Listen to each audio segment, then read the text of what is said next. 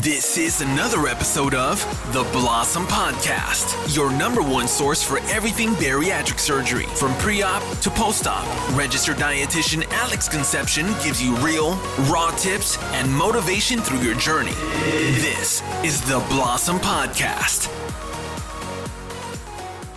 What's going on, guys? Welcome back to The Blossom Podcast. We all know about that 6-month window, right? That magic window, the honeymoon phase. But what happens afterwards? And today I want to talk about some of the concerns that we have after that 6-month mark. Concerns like, I'm not at my goal weight. Is this it? Am I done losing weight? What should my calories be at now, 6 to 12 months after surgery? And of course, how can I break a stall after 6 months? First things first, I want to clear up this notion that you only have 6 months to accomplish your goal. Wrong. With actual weight loss. That's why we do a metabolic test and give you a realistic expectation based on your metabolism. The number is not absolute. It is a baseline, and you can exceed those expectations, but you still have to take accountability and ask yourself, was I compliant with the rules? Did I stay within caloric range? Did I keep my protein in range? Did I drink my water? Did I take my supplements? Did I exercise or increase my activity? All of those questions support the notion that if you don't lose a majority of your weight in the first 6 months, statistically, you won't. And that's the key word, statistically. It's not that you can't physically continue to lose weight. It's that you can't make if you can't make a lifestyle change in these first 6 months when it's difficult, it's not likely you will when it gets easier. And it will get easier. That's because you heal. Swelling comes down, inflammation comes down, and your ability to test your limits will increase. Make sense? With that being said, if you're not where you want to be at 6 months and beyond, rest assured you can still get there. You just have to maintain consistency. And remember, your metabolism is a reflection of your lifestyle leading up to this point. Just because you want it, this tool does not erase the years that got you here. For those who had a slower metabolism to begin with and did not combat that with resistance exercises, I'm sorry to say it's still going to be a slow process moving forward. You can only take away so many calories, but you can increase the demand with resistance and weight-bearing exercises. Okay, now for the brass tacks. 6 months or greater. If you are stuck and you have not maintained compliance and checked off everything that I listed above, then my recommendation is to get back on track and get back to the basics. Consume under 1,000 calories, minimum 60 grams of protein, minimum 64 ounces of water, supplements, and exercise. I've said it a million times, compliance is the science. And what we've learned in these last 6 months or a year is that consistency is key. You have to give your body time to see it work. Let's take some accountability though. Remember, the sleeve is just a tool, not an absolute solution. A tactic, not the strategy. Just like a spoon can mix the soup, but it's not the recipe. You hear me? Okay, so for those of you that have checked off all those criteria, it's time to change it up and step it up. First things first, something I want to clear up, calories are not time-specific post-bariatric surgery. Example, Alex, I'm 7 months post-op. How many calories should I be eating now? The answer is, I don't know. And that's because I don't know what you've been doing for the last 7 months. This is where a consult is recommended.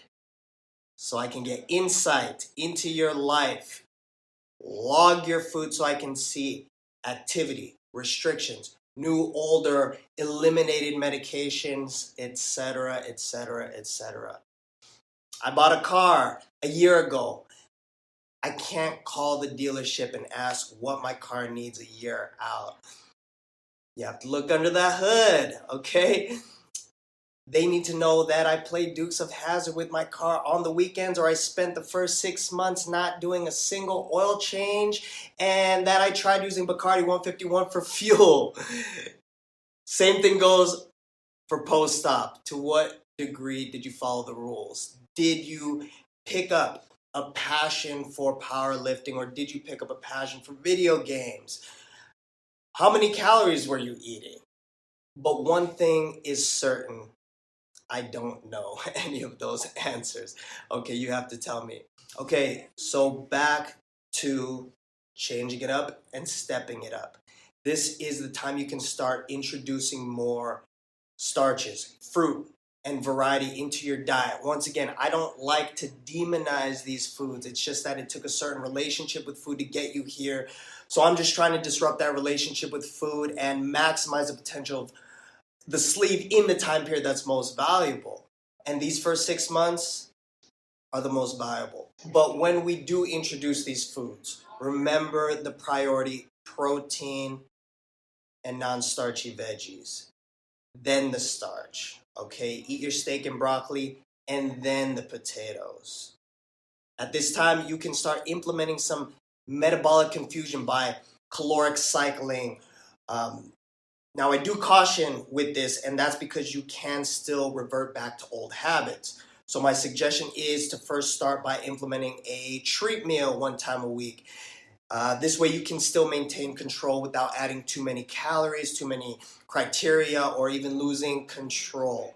Okay, basically kill a craving 1 time a week. This would be a good start to offset the calories while restoring a bit of joy through some foods you miss.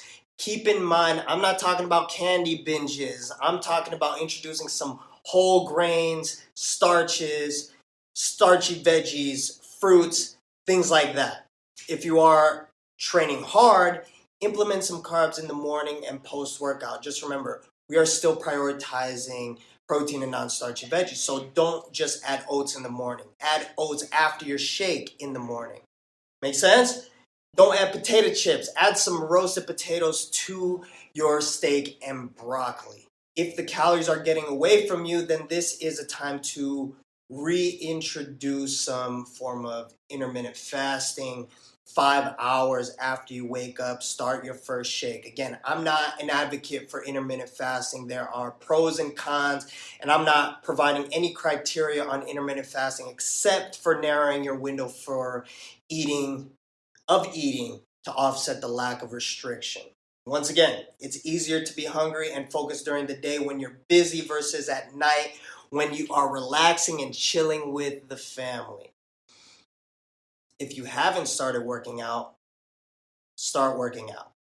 If you walk daily, try weight-bearing exercises. Get a personal trainer to teach you the moves, or watch some YouTube videos to get your heart rate up with high-intensity interval training. You can do right at home, okay? You have time. You just have to make it a priority. If you have been lifting weights, then change up the routine.